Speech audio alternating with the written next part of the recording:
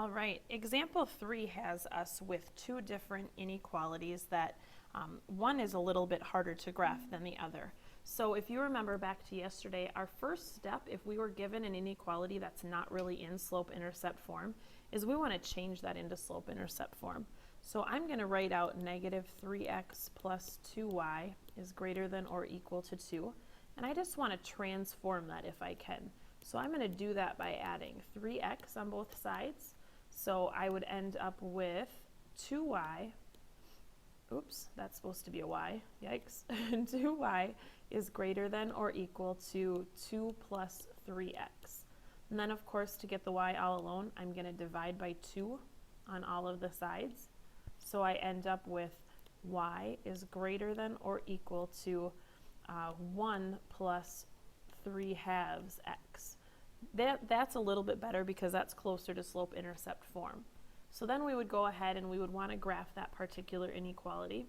So I'm going to start at 1, and I am going to go up 3, 1, 2, 3, and to the right 2, and up 3 more, 1, 2, 3, and to the right 2.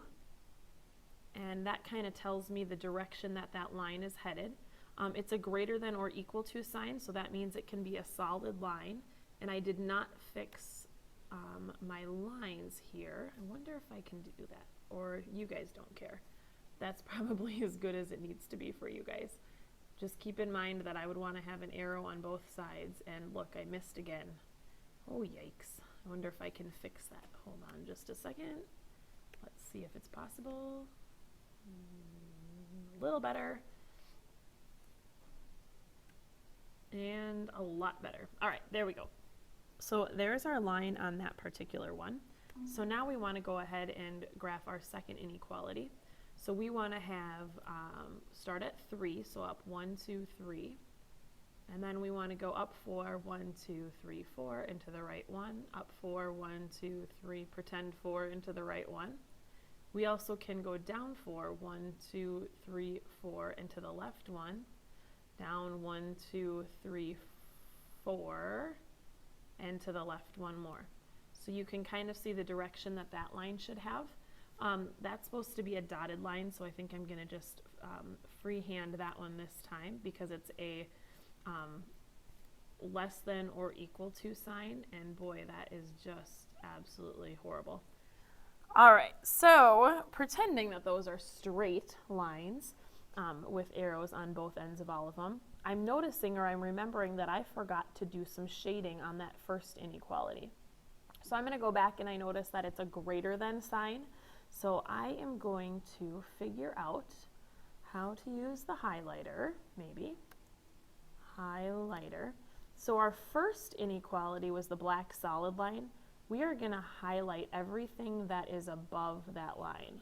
So everything above it is right, oops. It's right there. Don't you guys think there should be a better system for this? All right, there is everything above that. And then if we look at our other line, the one that's dotted, we should have a line that is shaded below. So we're going to take this red dotted line, and I'm going to shade everything that's lower than that. So, and I go ahead and do that. And then what we really want to do is we really want to pay attention to the part that got double shaded, so let me just point that stuff out to you. So really it is this pie wedge shaped thing kind of in here where the solution to our system of inequalities would end up being. All right, the next two problems you are going to actually you're going to try them out on your own, and then when you come to class tomorrow, we're going to go over the answers together.